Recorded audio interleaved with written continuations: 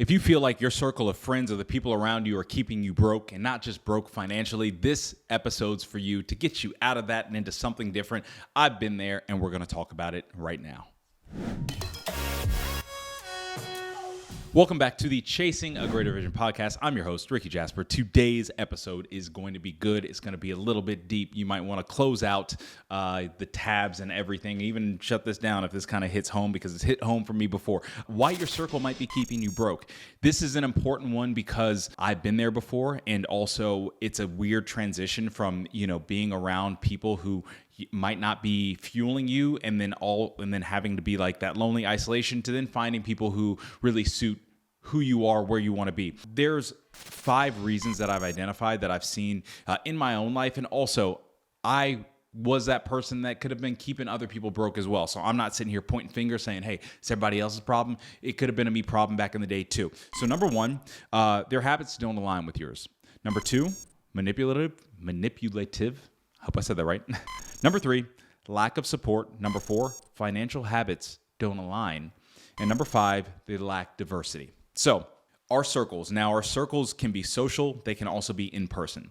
And the reason why I say social, as in like social media, is because we take a lot of influence, and we have these like social circles. If you look at your Explore page, it's like those are almost like the things that you focus on that are your circle. And if they don't align with what you see and who you are and who you want to be, then you're going to consistently see content like that. And overall and over time, you're going to be influenced by that in some capacity, and it might be getting you deeper away from who you want to be, where you want to go.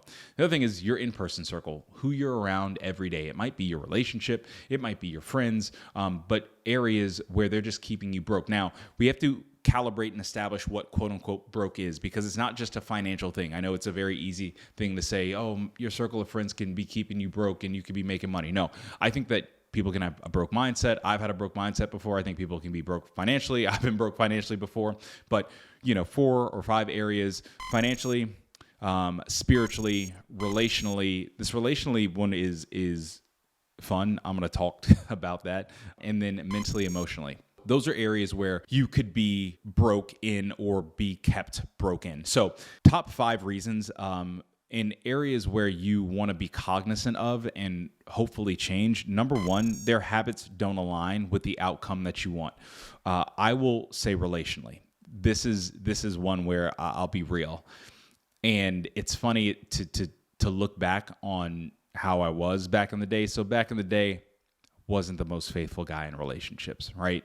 And I've now realized, in being in a very committed relationship and being engaged, there's no one that I will keep in my circle who is in a serious and committed dating relationship who's out there cheating or doing wrong by their significant other, because I don't need that around me, and that's not a conversation that I want to have. That's not information that I want to know. That's not who I want to be in my relationship. Now, back in the day, I was that person. So I'm pretty sure friends distanced themselves a little bit once they started getting in relationships, because they were like, well, Ricky's out there doing his thing, and this doesn't necessarily align with who we want to be and what we want to be doing with our lives, right? So when habits start to align or don't align, and you are consistently around people that their habits don't align with who you are, over time, somebody is going to win out. Now, your habits might win out where you might be the one pulling people up. That's a good possibility, right? So that's a positive thing.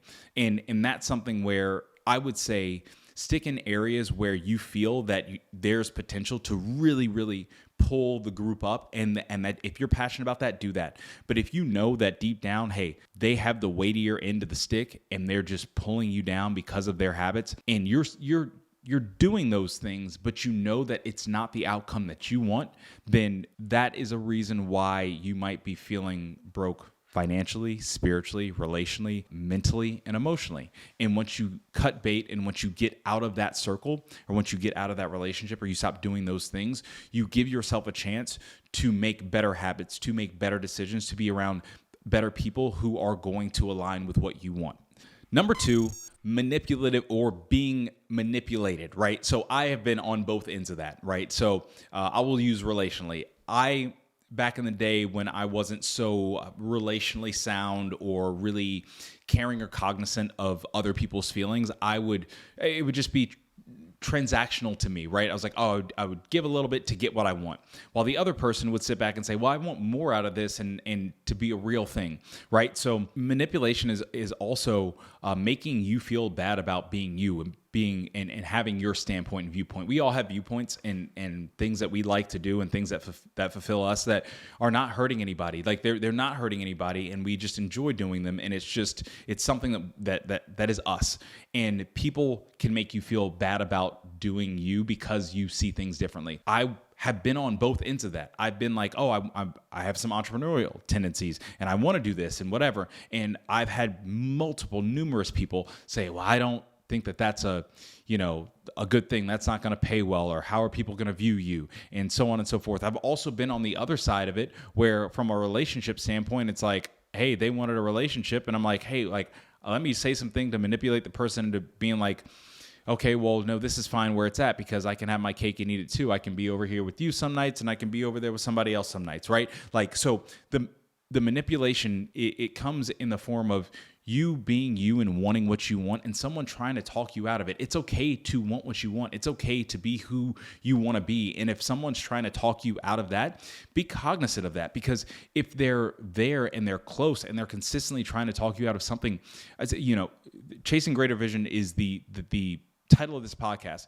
If you're going and chasing greater vision for your life and you know that that's where you want to go and there are people who are trying to pull you out of it, that's not where you want to be. That's not where you want to spend your time. That's not where you want people influencing you. Relationally, I'll say this, like if you're like, oh, I really want to be in a committed relationship and build something with someone, like if you run into a me from 10 years ago and I'm saying, well, no, that's great, but like, let's just kind of keep it as is and whatever. And like, hey, like, oh yeah, by the way, my phone turned off at night at 9:00 on a Friday. Sorry about it. Like, you got to see some of the signs and be like, okay, this doesn't align with where I want to be and who I want to be with, and being able to, again, cut bait or make better decisions, or understand that some relationships are transactional and they're not manipulative. I use business as an example. I've gotten laid off 4 times in my career, all from great companies, all from great people and everything. I have no hard feelings because I understand how business works. I ran an apparel company for 5 years. I understand how, hey, if you lose a client, that loses a revenue stream. When you lose a revenue stream, you might not have enough profit to pay a specific sector or a specific group of people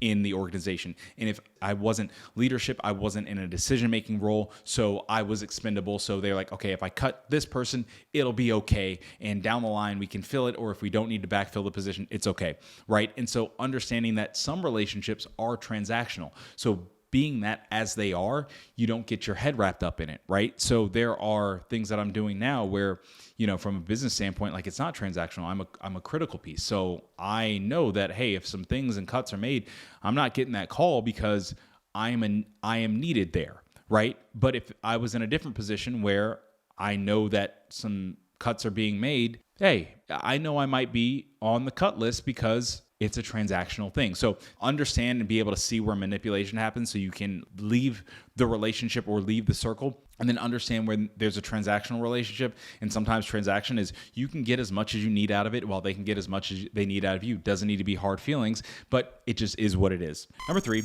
a lack of support. So when I've done a lot of things in my career, and I've done a lot of things, I would say, from a passion standpoint, right? I left my full-time job. When I first moved to San Diego, I was working cybersecurity full-time to do online personal training. And some people thought I was crazy. Why are you leaving a job to do this, right? And then after that, I was like, well, I want to do apparel. And I would drive to and from the fashion district from San Diego to LA every other week, work with a pattern maker and designer, do everything cut and scratch. This is one of the old 413 shirts, our comfort tee from way back. And people be like, why are you doing that? Like, it's product based. It's just, you're just going to lose money and everything like that.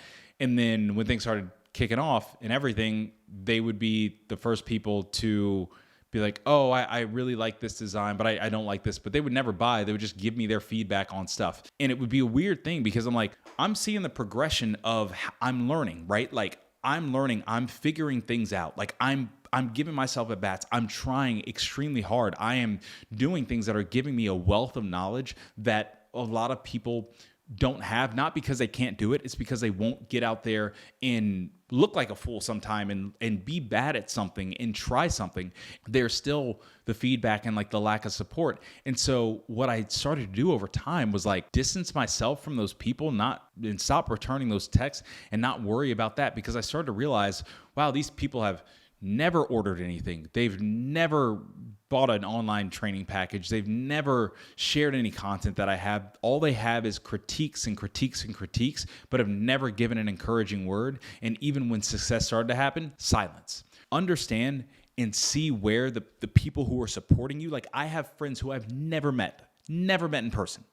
And I would consider them some of my closest people because of the consistency of support they've had from me over years, because they've just been constant DMs, giving me phone calls. Like they know my family, that type of stuff. And I've never met these people in person. And it's like they bought legitimately everything, good, bad, up, down, sideways. They bought everything. They've supported. They've given great feedback. And it's like those people, I'm like, because that level of support, that's the level of support I aspire to give to somebody else. I look at them, I'm inspired by them. They see something in me, they tell me, they show me with their actions, I'm inspired, I want to pass that on.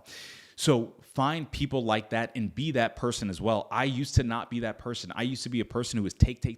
I want to take the support, I want to take the attention, I want to take all this. And over the years, my ego has been checked in many different ways, and I realized I had to give support. I tell this story. So I'm cutting to this real quick. So this is a picture of my fiance on the red carpet last year, at the end of last year. She was on the red carpet because she I've said this in a previous podcast, she does all her stuff. She cuts and sews. She's big time in that realm. She has contracts with Pinterest and Warner Music, and she was able to be on the red carpet because she interviewed the head costume designer for Babylon. She made a special Babylon-inspired costume and was able to do some of the content to promote the movie. And she was on the red carpet. We had some few pictures on the red carpet together, and then they asked me to move out the way so she could come, so she could shine. And I had to hold her purse. I've said this in a previous podcast. I was raised, you don't hold a woman's purse. That's her purse. But I had to let my ego aside. And I remember feeling so insecure in that moment because I'm used to being the center of attention. And I realized, wait a second, this is a time for me to give full support. And I didn't even do it right that time. It took me a few months after to realize, man, I still had a piss poor attitude of that. And I kind of hit it, but like, oh, the vibe was there. So I realized that I need to be a person who is so supportive so that when my significant other is doing her thing, she can look at me and she can be like, I know that, hey, he's got my back and I want to be that person. And so you want to find people that are like that. If people are not like that to you, and especially when you're doing the right thing, people don't need to be supportive of your BS. People don't need to be supportive of your bad habits. And this isn't like be supportive of me and when I'm doing bad and doing wrong. No. People don't need to be supportive of that.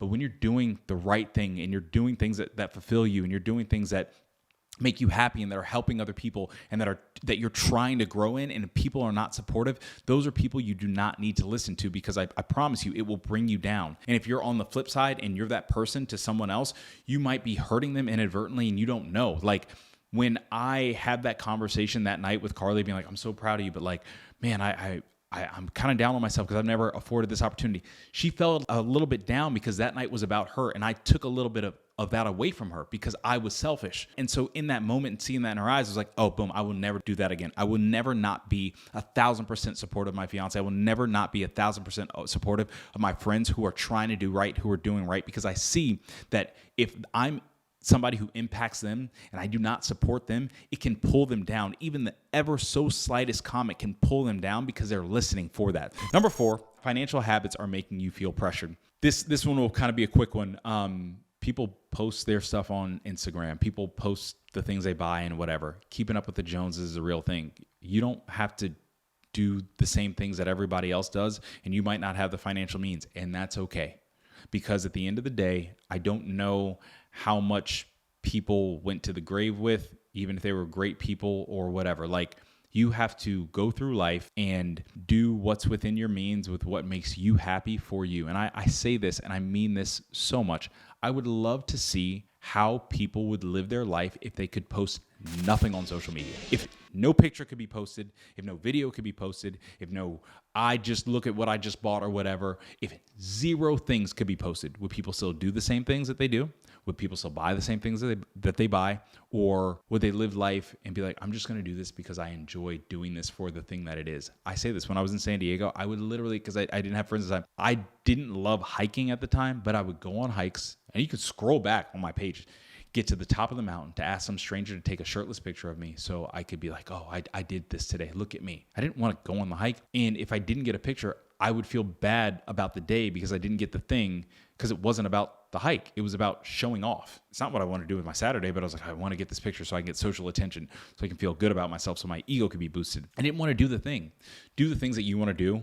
And especially from my financial situation, don't deter yourself from future financial blessings, from future financial opportunities by just spending it on dumb stuff to impress people who at the end of the day don't care, or just trying to keep up with people who won't see it anyway, and if they did, wouldn't care. Number 5, lack of diversity. Now, this doesn't just mean ethnicity. This means lack of diversity, talent-wise, skill-wise, and viewpoints. I have a huge friend group. I think the guys at my wedding party, I think it's probably 10 or 12 of them. Can't count too many, right? We are all different shapes, size, colors, viewpoints, everything. And it's great because what it does is it keeps me on my toes. It keeps things fresh. It keeps the conversations interesting. It makes me think a different way, and it makes me have a different perspective and a viewpoint.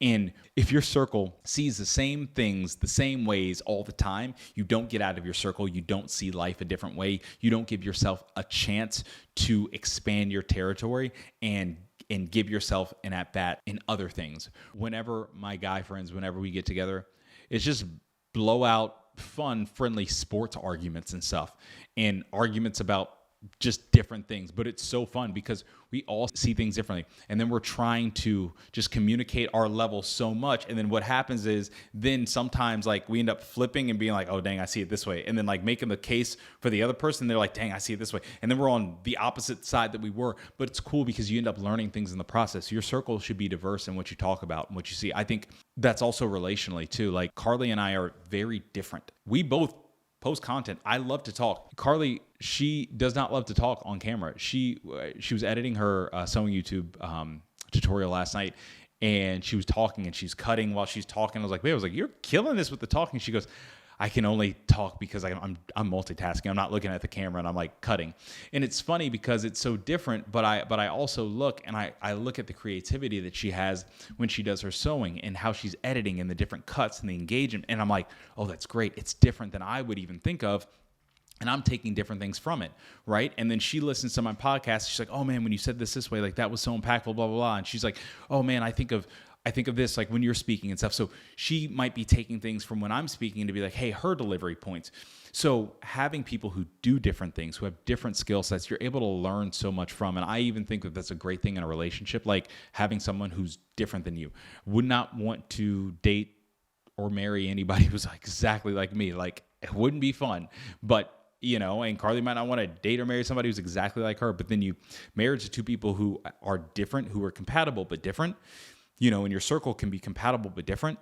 That's the diversity of a circle. So 5 reasons why your circle might be keeping you broke, to be cognizant of, to be mindful of. To wrap it all up, number 1, their habits do not align with your outcome or where you want your outcome to be. Number 2, there may be a level of manipulation. They make you feel bad about being you. You're just trying to be you. You're just trying to do the right thing. They make you feel bad about that. Number 3, there's a lack of support. And you doing what you're doing, you putting out your content, you putting out, anything that you're doing, they're just speaking bad about it or they're going silent about it. But then when you fail a little bit, they're speaking up, giving you all of the, tips and tricks of how to do the right thing. Worry about the people who are consistent. Number 4, financial habits are making you feel pressured. Just because people are spending money on stuff and doing things in their life does not mean you have to be doing the same thing in your life. Live your life as if you couldn't post a thing on social media. Do the things, buy the things if you could never post about it. When you live that type of life, you realize that, man, like I am the person who just cares about this in my life. Most people just don't care. And I'm free to enjoy. I'm free from pressure. I'm free to just go and feel and do. It's a beautiful feeling. And number 5, lacking of diversity. Find a group, and it's not just ethnic diversity. Find a group of people who have different skill sets, who have different viewpoints, who can challenge you on viewpoints, who can push you in a different way, who can show you love in a different way. It's just diversity. It's just different. When you see that, then you add tools to your toolkit that you can help share with other people. Our word of the day, word of the week, however you want to call it, it's diversity. And it's diversity because you want to keep a lot of things diverse in your life, in your circle. When you have different viewpoints, different skill sets, you feel differently, you're able to do differently. Also, what you're able to do is you're able to see how other people succeed in their life. And it goes down, like you're able to see their habits that help you out. You're able to see how they combat people who might be manipulative. You're able to see how they give support to other people or how they are able to intake support from other people. You're able to see their financial habits and that might be different than yours, that push you in a different way, or their relational habits, their fitness habits, their mental, emotional, spiritual habits, things that can add tools to your toolkit that allow you to not just feel broke and not have a broke circle, because brokenness is not just about financials, it's about so much more. And we don't want to live broke lives. We want to live wealthy lives. You can live a wealthy life and not have a huge bank account.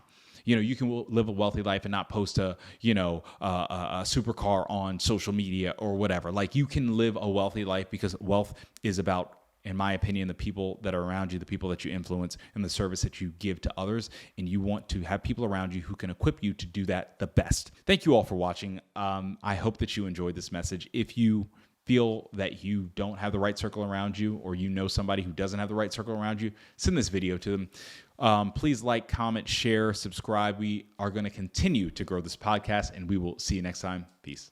Thank you all so much for watching the Chasing a Greater Vision podcast. If you like this podcast, please like, comment, subscribe, hit the bell, send it to friends, use a carrier pigeon, do whatever you have to do. We hope that this inspires you to chase your greater vision in your life, and for us to continually and consistently do it together.